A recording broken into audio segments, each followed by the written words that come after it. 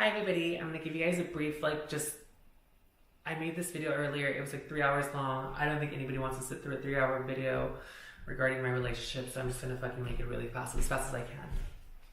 So, we started seeing each other over the summer. It was pretty much just like fun. I was living in Denver, he had just moved to California, and we were just seeing each other, like hanging out. He would come to Denver, I would fly him out with my miles, and it was fun, it was good times. And then when I moved to before I moved to California, that's when I started seeing like really shady shit. One of the things I realized that he never told me was that he was already married. He lived on base with his friend from Washington, which later I found out was his wife. She had he told me that she was suicidal, and the reason he married her was so that she could get proper health care, and because, he would get he gets more money out of it. It's a common thing in the military to have a contract marriage. That's what he told me about the marriage. Whatever, I let it go. I was like, you know what, you're helping somebody out. It's in good faith. So I'm not gonna be angry about it. Anyways, so after that, I finally moved back to California. I started noticing little things here and there. Like this one time I had bought like 9 hits of acid, and we used 2, and then when I went to go look at my thing, there was one missing. I didn't really pay much attention to it because I was like, oh, maybe I lost it or something, or I miscounted. Anyways, we went to Six Flags one night, and I was like, oh man, I wish I had, something to do. And he pulls out a hit of acid. This kid has never had any kind of he's never had a source for it. He's never bought in it, nothing. So I thought it was kind of weird that, a few weeks beforehand, I'm missing a hit, and all of a sudden he finds one in his wallet. I ended up asking him about that later, while we were dating, and he said no. He was actually kind of offended by the fact that I accused him of stealing. I don't know. I think he did take it. Anyways, so after that incident was when we were out in public, and he had told somebody, his life story to me was that he was born in Michigan, and his mom abandoned him because she was a drug addict, yada yada yada. He was, home to home, and then he lived with his dad, and then he got molested, blah blah blah blah blah, and then he was real estate, did the military, whatever. All right. So it wasn't until a few months afterwards where we were out in public where someone asked where he was from, and he said Scotland. And I looked at him and I laughed, and I was like, you're not from Scotland? And he's just like, yeah, I am. I was like, no, you're not. You told me you were from Michigan. He's like, I was born in Scotland, though. I was like, no. And then that conversation got a little awkward because, I kind of put him, I think he realized that someone actually didn't believe him. And so we never talked about it again. While we were together, he never told anybody else that he was from Scotland. I think at that point he kind of realized, fuck, I can't lie to this bitch. Or at least try to. And so after that happened, I finally moved to California. He helped me move, actually. He drove my U-Haul from Denver to Orange County. I was very thankful because it saved me $5,000 fucking dollars. So thank you for that. He helped me move, pack my stuff. He helped me unpack my stuff. I lived in my parents' house for 5 months because I was looking for a place. I was debating whether I should move to Denver again or stay in California. So it worked out. We lived together there. He was having a lot of car problems. His car broke down. My parents would help him fix it. He bought this shitty ass car, and it was oh god, it was terrible. It was the worst 2 months of car problems. It was just one thing after another. And then finally it broke down. Took it to the dealership. They got rid of it, and then I helped him put a down payment on the car he has because he didn't have any money at the time. So I was like, you know what? I'll let you borrow $500, pay me back whenever. Blah, done, said and done. Money is just money to me. My friends need money, I'll let them borrow money. If my parents need money, I'll give them money. It's not a big deal to me. And so, fix my dress. And so, that was the story about the car. Now, before I had moved, to Orange County, I remember there was this incident where I was looking for music on his phone because I was changing it, and then like a seeking arrangements email popped up. And I asked him about it. I was like, why do you have a seeking arrangements? And this is before we started like dating. We're kind of just like hanging out, seeing each other. So it was just like an innocent question, like, why do you have a seeking arrangement? And he's just like, oh, well, you know, when I was in Japan, I had a sugar mama. And I was like, oh, okay, cool. And so I click on it, and it's a man. It's like a guy talking to him. And so I keep going through this seeking arrangement, and I noticed that he's like looking for a sugar daddy. And I asked him, I was like, why are you looking for sugar daddies? I thought you weren't into men. And he said, oh, well, I mean, like, I'm just looking. I thought that was really fucking weird that, you know, there's this guy here who claims he's only into women, and then he has a seeking arrangements searching for guys. You know, it's not guys searching for him. He was purposely searching for men. And so it's just like, okay, whatever, you know, to each their own, do your thing, whatever. I had mentioned to him that if we were together, we got to the point where we're dating, like that had to stop, because I can't date somebody who is in the same industry as me. It's not my thing. I don't want to do that. I would never date somebody in my industry because, ugh. And so, I started noticing little things here and there. Like one time he had texted me that he jacked off to some gay porn. And I was just like, whoa, you get off to gay porn? And he said, yeah, sometimes I like gay porn. And I was like, all right, cool. You know, so there would be moments where we'd be together and, you know, we'd be having sex and we'd have gay porn on. I like gay porn. I don't care who watches gay porn, but I thought it was a little interesting that he liked gay porn.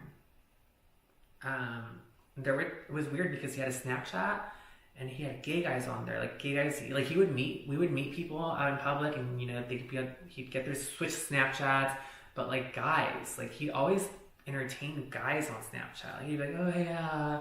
I remember this one time one of the guys we met out was like, oh, your girlfriend's so lucky to have you. You would be perfect. Oh, I would love to date you. And he was just like, ha ha ha ha. Like, it was weird. It was really strange. To each their own. And then, so a few months later, we were in bed. And I was living with my parents. We were in bed, and he had mentioned a story about cow tipping. We were watching TV and cow tipping popped up. And so I pull up my phone and I'm like, is cow tipping real? And then he's like, yeah, dude, it's totally real. Like me and my friend, like when we were teenagers, we were in Michigan and we both went out and we tipped some cows. And I'm sitting there like reading that cow tipping is like an urban legend. It's not possible, especially not two 13-year-old boys. This kid's skinny. He's like scrawny. Like there's no way in hell he can push anything. And so I'm sitting there reading articles about cow tipping, and he's standing there still going on about this cow tipping story. And then I'm just like, when is this gonna stop? Finally I was just like, oh, that's funny, because boom, he was just like, no, it's real, I'm telling you. I'm like, dude, cow tipping's not real, Google it. He pulls out his phone and starts like looking at his phone, and then I'm like, did you find anything about cow tipping, dude? Any videos? And he just like got embarrassed and just like laughed and kissed me. And I was just like, okay, wow. After that, whenever like I felt like something he was saying wasn't accurate, or I felt like it was a little exaggerated, I would ask him like cow tipping, and then he would just smile and laugh and look at me. And I think that was him subconsciously saying, yes, I'm lying. Because it would happen frequently. And, yeah, I mean, that was interesting. Anyways, one morning I woke up and I just had like this weird feeling. I don't know, my intuitions, I have some really powerful intuitions. Like whenever I feel like something's going on. My intuition said, look at his fucking phone. He was asleep. So he was asleep, and I went through his phone. I went on his Snapchat, and I saw videos. I saw like videos that he had sent or had on his Snapchat of him, you know, just naked, jacking off and stuff. And so I was like, whoa, I never got these videos. Like, who are you sending these to? So anyways, I closed the phone. I took a shower. I come out of the shower. He's awake. I tell him, ladies, take notes. You might want to use this in the future. I told him, someone sent me a screenshot of a Snapchat you sent them and you're naked. Let me see your phone. And he's just like, no, I'm not going to show you my phone. Do you not fucking trust me? I'm like, I do trust you. And he's like, I have to go fucking pee. So he goes to the bathroom, comes back, and I'm just like, let me see your phone. He goes, no, you don't trust me. Da da da da. How are you supposed to have a relationship when you don't trust me? And I was like, give me your fucking phone or get the fuck out. He threw the phone at me. I went through it. The picture was deleted and the videos. I think that was like my first instinct where I was like, all right, dude, there's some shady shit going on here with you. I mean, granted, this was probably like 4 or 5 months into the relationship. Like, I somehow understood it because I am in the adult industry, and he would make hints about us making videos and stuff, like, oh, let me be in your videos, but I was never into that because I didn't want him, I don't want my partner to be in that kind of light that I am. Like, it's fine for me because it's what I do, but I don't want to do that to somebody else, especially someone who I want to be with. I mean, there was this one time though where we were on Snapchat and we were making all these dirty videos. This is when we first met, and his wife saw them. This is before I knew it was his wife, but she saw them, and she had feelings for him for sure. But she saw the Snapchat and she forwarded the Snapchat to all their friends. Girl, that was the best move ever. But it was cool because he was okay with it. He was like, I don't care. Like, he would show me Snapchats of his friends, like calling him a faggot, like all these, you know, are you gay, dude? Are you queer? Like all his military friends, and he's just like, I like what I like. And that kind of like showed me like a good side of him. He's like, all right, you know, he's willing to just do this. Like, cool, whatever. But yeah, so after that little Snapchat incident, I was just like, all right, this is weird. You know, at that point, like when we would go out to dinners, like he'd always forget his card or, hey, can you spot me? At that point, I stopped doing all that. I was like, I can't do this, sorry. If you want a sugar mama, go find yourself a sugar mom or sugar daddy, but I'm not that. I'm like, from now on, when we go out, we do 50-50. We split down the middle, or you fucking stay home. And that's what we started doing. And then he, I think I already told you about the car deposit. I let him borrow $500 to get a car, which I never got back, by the way. I don't care though. It's change. Then New Year's Eve, right before 2018, so 2017 and 2018, he had gotten a text message from this girl, and she was just talking very bad about me, and he didn't respond. He didn't stand up for me, so I called him out. I was like, dude, what the fuck is this? This is some girl you told me you had sex with once when you were younger, and she's one of your friends, and that she asked you for abortion money, and that, you know, she's like this town hoe who's just asking everybody for abortion money. Why are you letting this person talk about me like that? And I told him, I was like, I need to be with someone who's a man. Someone's gonna stand up for me, not a child who's gonna sit there and just fucking watch me take control. If you're not gonna do something, I'm gonna handle it. So I messaged her and I put her in her fucking place. You know, I have to. I don't know, she's like this young girl. I'm sorry, I need to teach this bitch a lesson. And so we had gone out, and then I had asked to see his phone. I was like, let me see who you're following on Snapchat. And I went through his Snapchat. I was like, all right, we're getting rid of all your there's no reason you should be talking to your fuck buddies, old fuck buddies.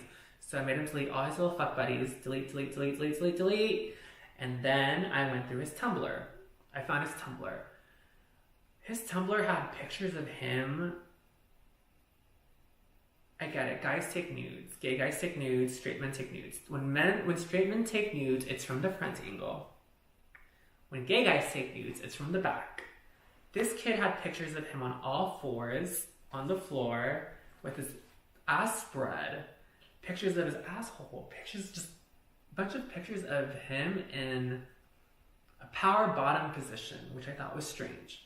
was like, all right, you are sitting here claiming that you are straight, but are into trans women, which still makes you, that's up to interpretation, but you're taking pictures that are catering towards men. So, are you into guys? He's like, no, fuck that, I'm not into guys, I've never been into guys. I was like, all right, well, I mean, can you delete this stuff? Because you shouldn't be having this. So he ended up deleting all that. He ended up deleting all that. And then after that, I finally got my new apartment. He helped me move into my place. He was really sweet. I didn't really have that much furniture, so I had to buy a lot of it, but he did bring a lot of stuff into the apartment. Like, he brought a lot of furniture. They have like this consignment, like, antique thing on base, and he would always bring me all these really cool things. So it was really, I mean, like, he literally helped me build my apartment, my home. So thank you. Sorry, this is making noises. And then my birthday came along, and on my birthday, he didn't even say happy birthday until he came home. And I was expecting something, but he didn't even do anything for my birthday. So my best friend came over, and he ended up cheering me up. We had like a little party. It was cute. We had like little barbecue. We made burgers. It was nice. And then like that weekend, I actually had like a birthday brunch that I had planned, birthday barbecues, and yeah, so that was cool. And then after that was when my best friend committed suicide. And when my best friend committed suicide, it was a really dark time. Like, I didn't know how to react to it. I've never been one to show feelings, or, I mean, I hate to say it, but I've never been empathetic. And so I was like, everybody was crying. I was the only one not crying. I stood there and watched my best friend's body in a casket, and the only thing going through my head was, who the fuck did his makeup, and why is he wearing that outfit? It was really, it's kind of disturbing when I think about it now, because I should have showed more. I don't know, I didn't know how. Anyways, his birthday comes along. For his birthday, I invited all his friends from, that he has. None of them showed up to his little birthday barbecue, which I don't blame. But my family was there. He said he had never had a birthday cake, and so my nieces, who, he was really close to, like, brought him a birthday cake. They sang happy birthday to him. It was really sweet. It was really cute. And then that summer, we had like, we had a really fun summer. We were hanging out. I was still very depressed. And then, I think, yeah. And then came the part where I saw this. So there was this cross-dresser he was friends with named Kaylee, who, like, he says they never fucked, but I'm pretty sure they did, because she had sent him a text message saying, let's fuck.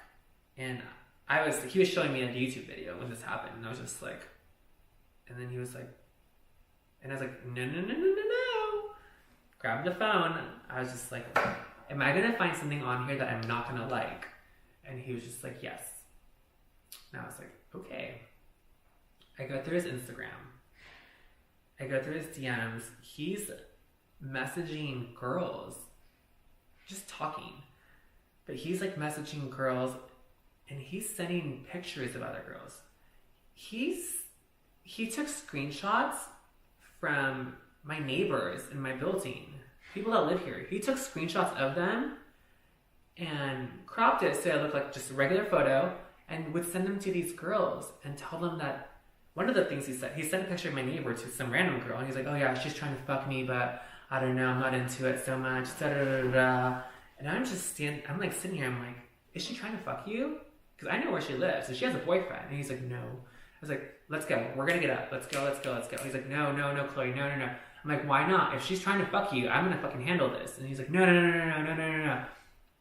And he's like, I'm sorry, I lied, she's not trying to fuck me. And I was like, why are you doing this? He's like, I'm bored.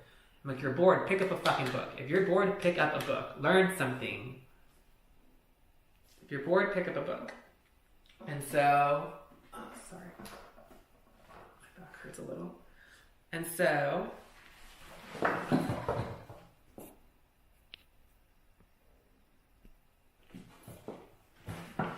I said, pick up a book.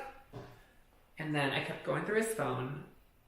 This kid his self-esteem is so low that he has to create these fucking stories of people wanting to fuck him. Like, I don't understand. Like, dude, these people don't want to fuck you. These people, I don't even think would want to be your friends. Anyways, I kept going through his shit. You know, Snapchat, more people he was talking to on Snapchat. And I'm just like, at that point, I was just like over it.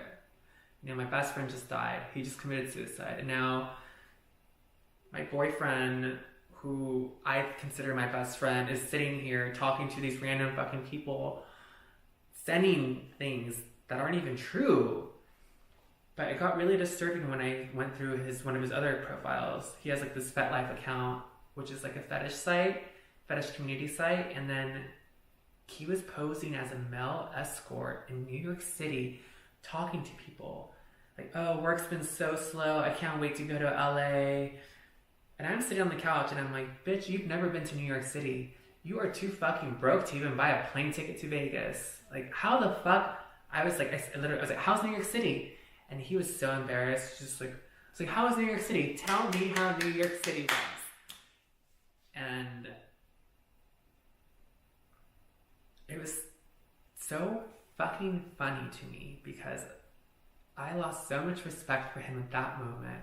Here is this kid, this person who lives with me. At this point, we've been living together for a year.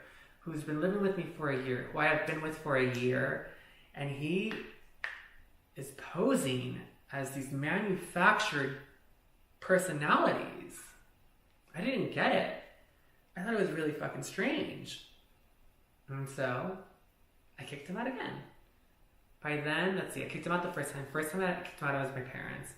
Then there was a second time at my parents. And then this was the third time I had kicked him out of my home. Possibly fourth. I don't know, third time. And so I kicked him out. I was like, dude, you're a piece of shit. I can't deal with you right now. Anyways, I don't talk to him. We agreed to meet up for like food to talk about things. We do. And then we really didn't get anywhere. It was the most awkward dinner. I fucking get to my door and then he opens the door and then he grabs me. He's like, Chloe. And I was just like, what? And then he starts crying. And he's just like, I'm so sorry. Like, I don't know what my problem is. Like, I have a problem lying. Like, I don't know what to do. Like, this is... Prior to this, we had had a conversation outside of my hotel where he admitted that he had a problem lying. This was probably like 6 months into our relationship. And like I said in my previous video, I thought it was a lie, but I think that was the most authentic thing he ever told me. Anyways, back to this last summer. And so he's like crying. He's like, please, I'm so sorry. I want to work on things with you. You are the only person I've ever really, really loved and that I've been into. I'm a shitty fucking boyfriend. I'm a really fucking shitty boyfriend. This is all new to me. I don't know what to do. I want to make things work with you, but I just don't know how to make things work with you. I need you to help me. Please give me one more chance. And I remember he was just holding me, like crying. And I've never seen anyone cry so much. It was almost like he was asking for help at that point because he was, I don't know if someone's possible of like admitting that they're lying, that they're liars and they have problems and crying without really meaning it, especially someone like him. And so I was just like, I don't think I can ever date you or be with you because you just destroyed my trust. My trust is my biggest thing. It takes a lot for me to gain trust, like gain people's trust. Like just takes a lot for me to trust people. And so I just didn't know what to do at that point. And I remember just sitting there and I was just like, I had nothing to say. He kept talking. He's like, please, please, please. Like, you can delete all these apps. I don't want anybody but you. I don't want anybody. Like, I had no intentions of meeting these people. Obviously, dude, you can't afford a ticket in New York City, let alone ever been to New York City. Of course you're not going to fucking meet somebody in New York City. And so I told him, I was like, listen, you fucked me over. I do not trust you. I cannot live with somebody I do not trust. By then, he had already taken all his stuff. Like, I told him to get the fuck out. I took everything with him. And I was like, you will never live in this fucking home ever again. You will never live here ever again. You will never come to these community events ever again, because it's embarrassing knowing that my partner is sending pictures of my neighbors to random people to boost his self-esteem. Like, think about this. Like, how fucked up in the head must you be to send pictures of innocent girls to random girls stating that they're trying to fuck you, knowing that these people never want to talk to you or have any intention of talking to you. As a matter of fact, these people you sent pictures of never even gave you the time of the day while you were hanging out here. Like, how fucked up is your self-esteem? Waiting. Anyways, so I told him, I will make an attempt to work things out under my conditions. My condition is, the reason this has been going, every time I caught him doing something he shouldn't have been was on social media, Instagram, Snapchat, whatever. I told him, if you want to work on things, you have to get rid of your social media. Like, I can't trust you. Like, if you really want to work on things, that's how we're going to get there. Once we get there, we can reevaluate the situation. But until we get there, that's how it's going to go. He agreed. He wiped his fucking face. He's like, here's your phone. He gave me his phone. He's like, delete everything, like, change the passwords, whatever. I don't care. Like, whatever I have to do to fix things with you. And so I did. I changed the passwords to his accounts. I told him he would have his Facebook. I was like, you can have your Facebook. Your family's on your Facebook. I know your military friends on your Facebook. You can talk on Facebook Messenger. There's no reason for you to have anything else. And he's like, well, why do you have your social media? Well, honey, first of all, I don't fucking go on social media to talk to guys, or let alone send pictures of random people. Second of all, social media I use for marketing. I actually make money off my posts not off the Instagram post, but when someone clicks on my Instagram, it leads to other things, and that's how I make my living. So yeah, mine actually generates an income. Unlike yours. Yours generates delusions. One of the symptoms of a pathological liar. Delusions of grandeur. And so that was done, and then after that, things were cool. Like, things were good for a month, and then so at that point, he didn't live here. I told him, I only want to see you on the weekends. Once things are getting better, then we can see each other during the week. And then maybe you can start spending the night, but for now, just the weekends. And then a couple weeks later, I got a package in the mail from California Child Services, and it was for him. And then when I had him come over that night, we opened it. Someone was accusing him of having a baby. He denied it. He's like, no, I'm sterile. Da da da da. He had told me he was sterile like early in the relationship. It didn't really matter because I can't have kids. And so he just talked so bad about her, and I was just like, we'll figure this out too, because if you do have a kid, things are going to change. Because our plan was that when he got out of the military, he was going to go to school. We were originally going to move to Denver again. He was going to go to school and do that. That was our plan. And I was like, if you have a kid, like, it'll be hard to do that, because I would hope you'd be the responsible father who takes initiative and not some deadbeat dad who just leaves her. And so he's like, well, let me figure this out, because they were asking for a paternity test. I was like, well, take your paternity test and we'll go from there, whatever. And so that was a part of it. And like, we would hang out with his friends, we would hang out with my friends, and things were actually really good. I mean, like, we would literally hang out, play video games, do everything, cook. At this point, I didn't feel like I was being taken advantage the way the other people that I have spoken to that know him have been taken advantage. The other girls I talked to, they said, he would ask for things, da-da-da-da. He never asked me for anything, which was cool. Like, I mean, in the beginning, like, he'd be like, oh, I don't have money for this. Can you spot me? Like, yeah, whatever. But he never asked me for anything. Like, oh, can you buy me this? Like, he never ever did. So I don't know. But yeah, so anyways, his friend had just gotten a house in San Diego. Him, his wife, and their kids. They have like dogs and cats and shit. I'm allergic to cats, so I can't be around them. So he'd be like, oh, you know, like I want to go hang out with them. I was like, well, go hang out with them. I'll stay up here. Like I don't need to hang out with around cats and dogs. Like I don't need to do that. And like I don't want to be sitting inside someone's house in the middle of nowhere. That sounds so boring. And so he would do that. Things were cool. Like he'd do that like on the week, like one day out of the weekend. And then there was one time where we had made plans for brunch, to have brunch on Sunday. We were hosting, you know, Friday we did all the groceries. And then Saturday he went down to go hang out with his friends because they had plans. It's like, whatever, just show up Sunday. He didn't show up Sunday. He said he was hungover, drunk, whatever. They had a long night. And then he kind of just ignored me the rest of the day, which I thought was really strange. And I think that was the moment where I finally stopped caring about the relationship. Like, finally, because I'm like, my intuition was just like, something's wrong, girl. He's lying. He's lying.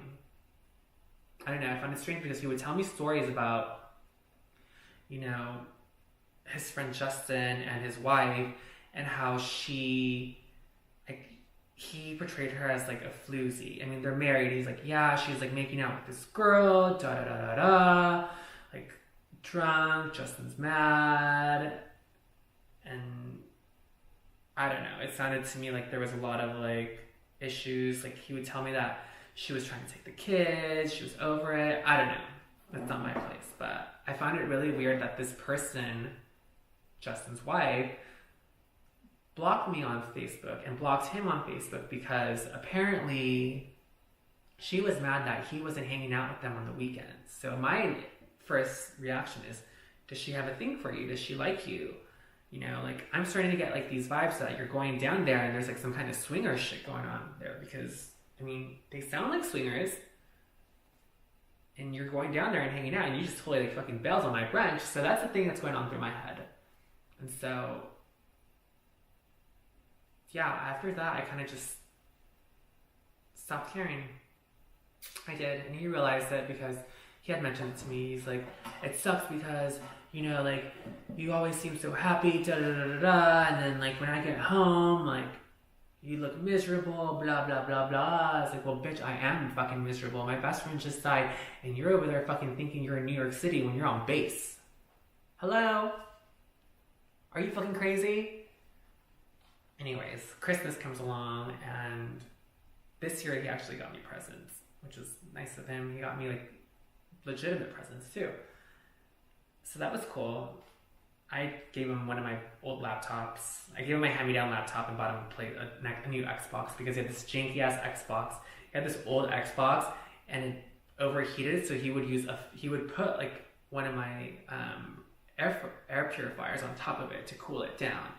And dude, this thing would be in my living room on the floor down there, and it was the most ghetto shit. I could not stand that anymore. I was like, this is a fucking eyesore. Like, I need to like, you know, it's like, if we're planning on moving in together after you get out of the military, like, I can't do this ghetto shit. So I bought him a new Xbox.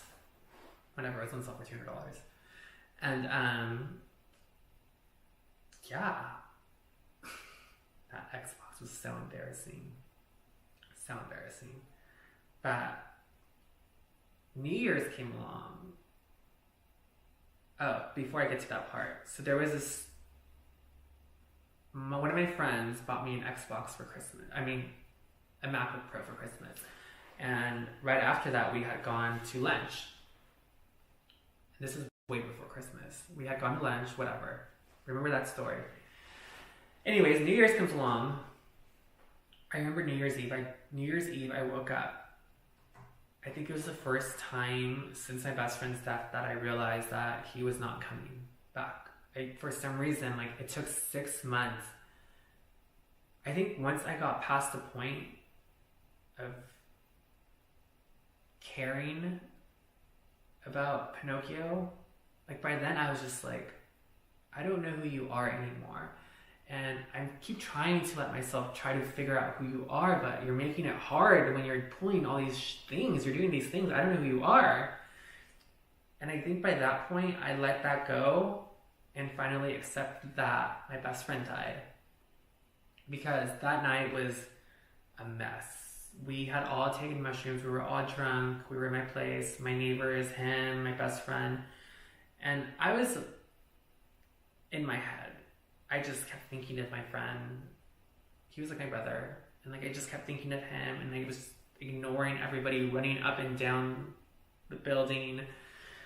Until finally I came downstairs and he was downstairs. And he was like, he came out and he was mad because he's like, you don't pay attention to me. I'm sitting here chasing you all over the place and you're over there just doing your own thing. Like, I'm tired of it. I'm tired of being your fucking puppy that chases you around, blah, blah, blah, blah, blah. And it was like 3 a.m. and he's yelling. You know, people were asleep. And so I remember telling him, please be quiet. Please be quiet. He's like, no, fuck you. I'm tired of you telling me what to do. You boss me around. You're so controlling. Da, da, da, da, da. And I'm like, listen, little man, you need to shut the fuck up because you are in my apartment. This is my home that I paid for. Once you start paying bills, you can raise your voice as much as you want. And oh my God, this triggered him. I feel like at this point, his masculinity was so fragile. I mean, it's already fragile, but at this point, he has me fucking telling him to shut the fuck up because he is not on my level. And he said, well, I'm sorry I don't suck dick for money. Girl! Honey, I fucking got in his face and I told him to get the fuck out of my apartment. I was like, you are pathetic. You are a fucking peasant. Get the fuck out of my apartment. You don't do anything. You're a fucking loser. I am done with you. And he ended up leaving. He left my apartment. He packed all his shit. And then he called me an hour later. He's like, can we talk? Please, please, please. I was like, sure. I got in the car, and then it went straight to it again. You don't pay attention to me. Da, da, da, da, da. You don't do anything for me. I was like, what do you mean I don't do anything for you? Who the fuck has taken care of you the past year and a half? When you had a birthday party, who showed up at your birthday party? My family and friends. Your friends didn't even want to come to your birthday party. When your car broke down, who helped you out? My parents helped you out. I helped you out. I fucking let you borrow $500 that I never got back so that you can put a down payment on your fucking old piece of shit BMW that ended up being a lemon. And he just kind of sat there, like quiet. And I'm like, when I got my apartment, who let you stay here? Did I make you pay rent? No, because you can't afford to pay rent. All I said was make sure that the fridge's full, keep the fridge full, keep the, toilet paper, toiletry is full, make sure everything's full. I'll take care of the rent and everything else because it's my place. I want it to be my place. I low-key had a suspicion that this was going to happen. And the last thing I want is for someone on the lease to still be on the lease after this happens. Like, you don't want to deal with that. And so I let him have it. I told him everything. I was like, you know what? You are delusional. I do so much for you. You just don't acknowledge it. And I got out of the car. He ended up going to Vaughn's down the street. And then my friends were calling me like, hey, what's going on?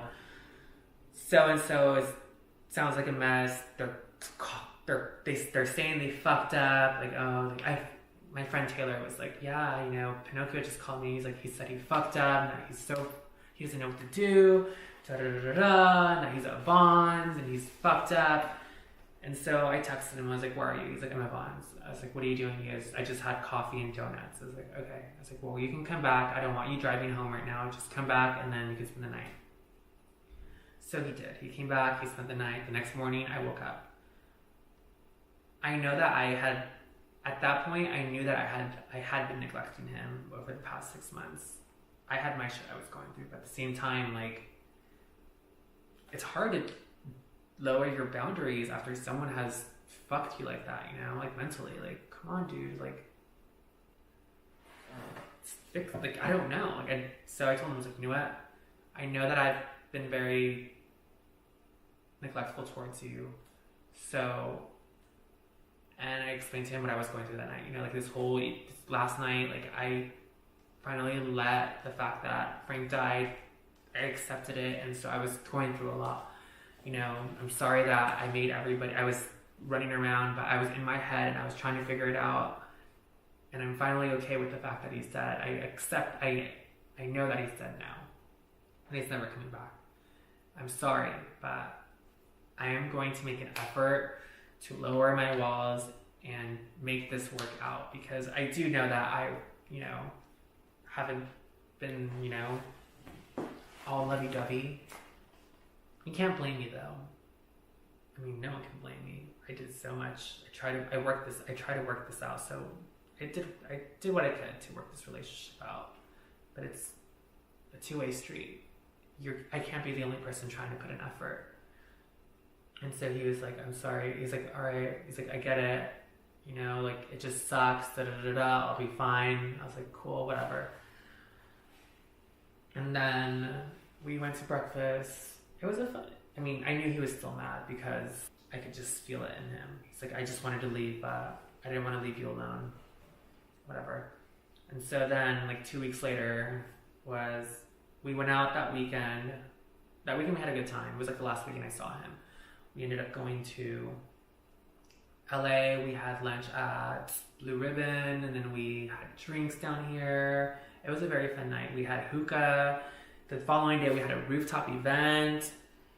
And that's kind of when everything fell apart. We were on the rooftop, he was drinking, and he's just like, I'm gonna go downstairs, because he's like, I'm kind of tired. And I was like, all right, we'll go downstairs, I'll wake you up and we're gonna go get hookah. So he went downstairs. We came down 20 minutes later. We come down and he's passed out on my bed with his phone like this in his hand. And so I grabbed his phone because I was like, all right, I'm gonna put it away. And so he put my fingerprint as a security code over the summer after everything happened. He goes, this way you can go through my phone if you ever need to. I was like, all right, cool, whatever. So my finger touches it, it opens it up. And he's on Facebook Messenger with some random girl. I don't know who she is. So I was like, all right, cool. I left him sleep. I didn't even wake him up. I took his phone. I went to go smoke hookah, and I was going through his phone. I didn't find anything through the text messages. I did think it was weird that his friend's wife was asking if I was mad. Is she mad? Because that Friday, I had gotten tickets to go see Split, but he had already made plans. He had previous plans that were kind of iffy. He was going to go down to San Diego to hang out with his friends because it was his son's birthday. And so, like I said, he's very close to kids. And so he was going to go down. So I was like, that's fine, that's cool, whatever, I didn't care. So I wasn't mad. I don't know why, once again, I don't understand why this person is so fixated on my feelings. Anyways, I tried to go back to that text message, but it wasn't there. So I'm starting to think that maybe this was something shady on his end. Anyways, I went through his emails and I noticed that there was Snapchat emails saying, oh, you logged in on this day, you logged in on this day. But this was going back, I think the first login was in November or something. And so I was like, all right, cool. The next morning I wake up, he's next to me, he's on his phone. I asked him, do you think it's appropriate that I fucking come down and you're passed out on the phone with that you're passed out trying to FaceTime some girl on Facebook chat? And he's like, that's my friend from Italy. She's in the military. She's from back home. We're just friends. She's just going through a lot. I'm she's going through a lot? Really? Because I don't think anyone's going to go through a lot at night like that. And then he's like, we're just friends, Chloe. And I was like, do you have a Snapchat? And he said, yes, I have a Snapchat for my friends and my gaming buddies. And I was like, why do you have a Snapchat when you have text messaging and Facebook? And it's because we can't send videos like we do on Snapchat on there. And I was just like, get the fuck out of my house. At that moment, I have no trust for him at all. That moment, come on, why are you still lying? Be honest. When I had my breakdown New Year's Eve, and I admitted that I had been neglecting him, and I was willing to make an effort to work on things. That would have been the perfect moment for him to say, hey Chloe, I have a Snapchat. I wanted to tell you that. And so anyways, I was like, take your shit, I'm done. And he's like, please Chloe, I love you, don't do this. Let me talk and get the fuck out. And so he packs all this stuff. As he's walking out, he's like, I really do love you, Chloe. I'm like, I don't care, Zach. I don't care, Pinocchio. And so he left. I'm like, I didn't hear from him. He didn't text me at all week, which if I fuck up, I make an effort to work on things, regardless of the situation. You know, if someone, I don't know, I was hoping that he was actually going to make, like, hey, can we talk? Or can I come over? At least to, like, apologize. Come on. So anyways, a week later, I talked to him. I was like, I need to ask you some questions. So I asked him, I was like, how long have you had your Snapchat? He said, he's like, I've only had it for like a month. And I was like, okay. He's like, and I also have an Instagram. And I was like, why do you have an Instagram? And he's like, because I need to know what you're doing. He's like, I have to, because he pretty much said that he needed to keep track on me while he was gone. There is no reason for him to keep track on me. I am very honest about what I do. I always have been. I've never lied to this person. And I was like, there is no reason for you to keep track on me. If you want to fucking know what I'm doing, text me. Fucking Facebook message me on video chat. If you can do that with some random girl when you're drunk, you've never video chatted me when you're drunk. He's like, well, we're always together. I'm like, well, when you're in San Diego at your friends, you never fucking call me on video chat. And then, so he said he had his Instagram. He created his Instagram New Year's. He's like, yeah, I created my Instagram New Year's because I was done. I was so mad that I just didn't even care. So I created my Instagram. That was a lie. Because right afterwards he had said, he's like, well, you're going out to dinner with people and you're lying to me about it. And I was like, what are you talking about? And then he said, he's like, I remember this very clear. It was the day that my friend bought me my laptop. We went out to dinner afterwards. And I posted it on my Instagram. And he had asked me that night, oh, what did you do today? I was like, I went to dinner. And he's like, oh, with who? I was like, myself. First of all, this is a work friend. I don't need to share my work friends with him. You know, I don't need to tell him what I'm doing. It's inappropriate. It's privacy issues. And so when he had said that, he's like, well, you're going out and, you know, you're not telling me everything. And I was like, what are you talking about? I was like, he's like, you were posting a picture at dinner with somebody and you told me that you were alone. Well, sweetie, you just fucking caught yourself in a lie because you just told me that you created this Instagram New Year's Day. That happened a week and a half before Christmas. And so I was just like, wow, this person's still fucking lying for no fucking reason. At this point, we're not even together. I don't even get why he's lying to me. I don't get it. And so I was just like over it. And I was like, why did you do what you did? I called him, I was like, why did you do that? And he's like, because you're controlling, you can't take something away from me. I have to want to get rid of it. And I was just like, he's like, you can't force me to do things. I have to want to do it. And I'm sitting there, I'm like, I didn't force you, dude. You handed me your phone. We both agreed on this. If you hadn't agreed to this, we wouldn't be here because you would have never been back into my home. Like, this was you agreed to this. And he was just like, no, I never agreed to this, da da da da da. And I'm like, you handed me your phone. And that's one of the things about, you know, people with these mental disorders is that they always try to turn things on you when they know they fucked up. And so I was just like, keep in mind, I'm in a fragile state of mind right now. I'm barely starting to get over, like, you know, barely processing my friend's death. So I'm sitting there and I'm like, oh my God, maybe I did, oh my God, I did fuck up, fuck. And then I texted him and I was just like, what did I say to him? I was just like, okay, well, whatever. And then, by then, I was like 2 weeks into like my depression at home. Like, I spent like $4,000 or $5,000 on food delivery and weed.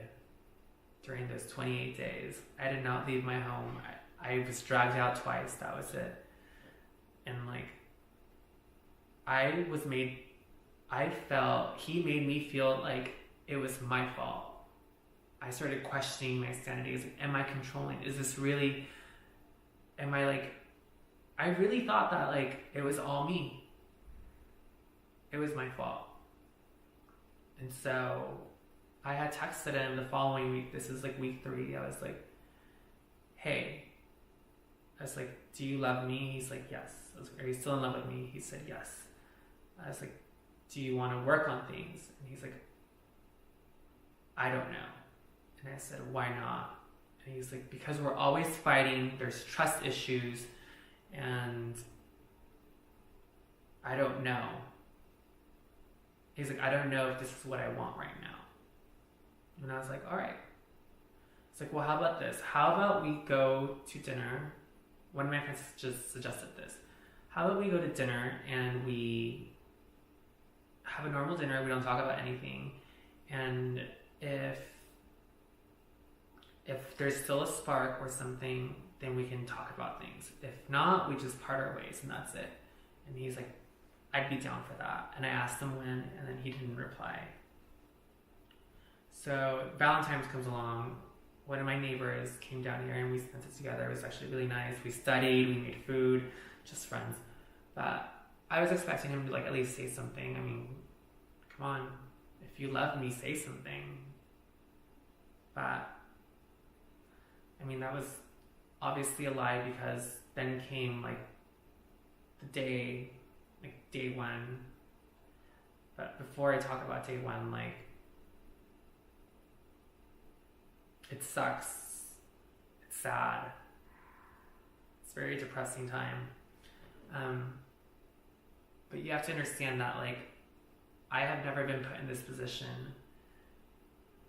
I've only been in 2 relationships. The first one was 4 years, and I still keep in contact with this person. He's like my little guardian angel, my voice of reason, and we've known each other at this point for 9 years.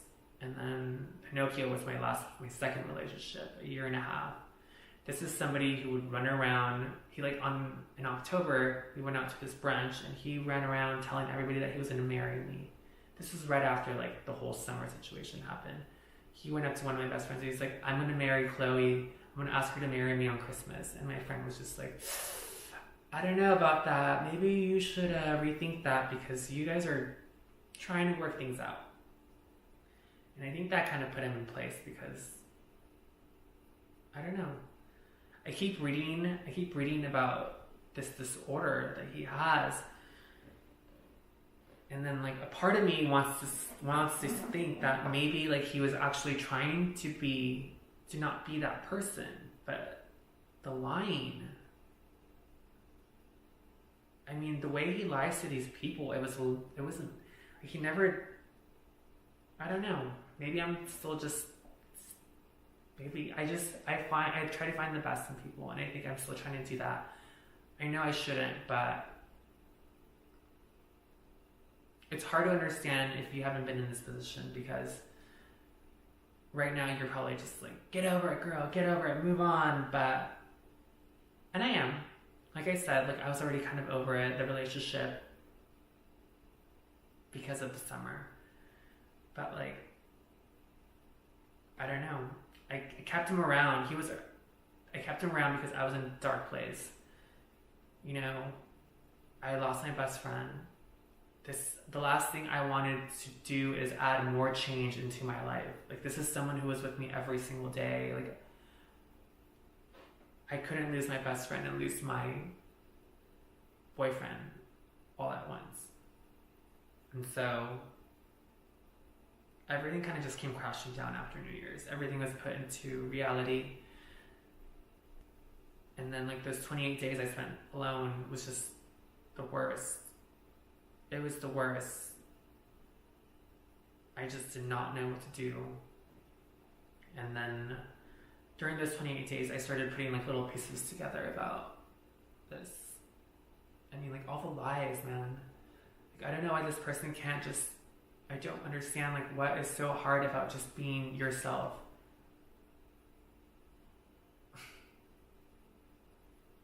Well, that was like my little summary of the whole thing. Like I said, I made a previous video and it was like 3 hours long. Like, that's 3 hours too long. But I think this is enough for people to like realize, like, to kind of get an insight as to what happened. Because the more you search for things, the more you start learning about things. And till this day, I still haven't spoken to him since my last text message that I will tell you in a different video. But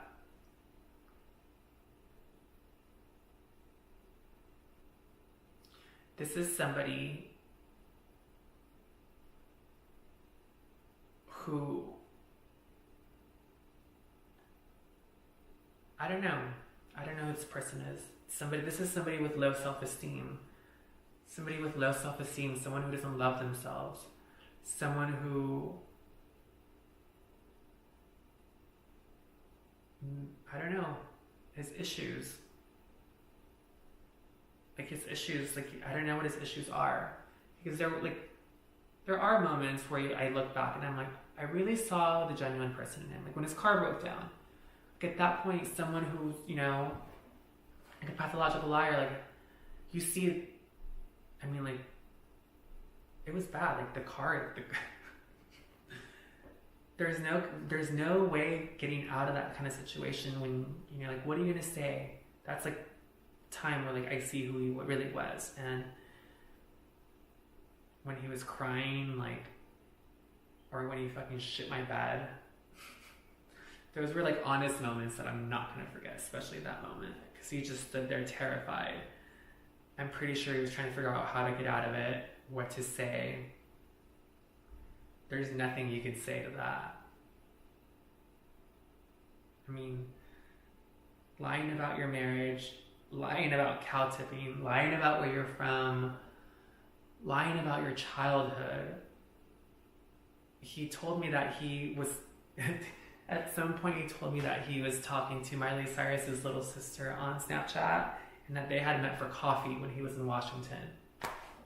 Come on, dude. I never believed that story. I was just like, I remember saying, oh yeah, like, sorry. I remember saying, oh yeah, like cow tipping, and he just laughed. So,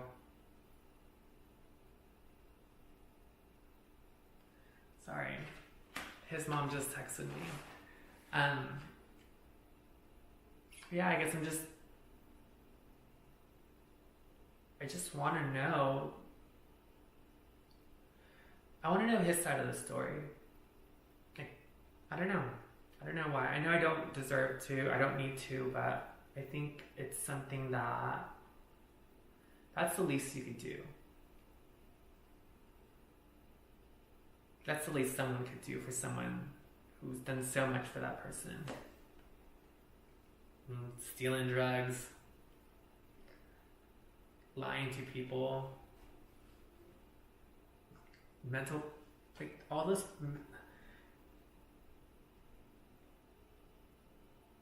like different things. I don't get it.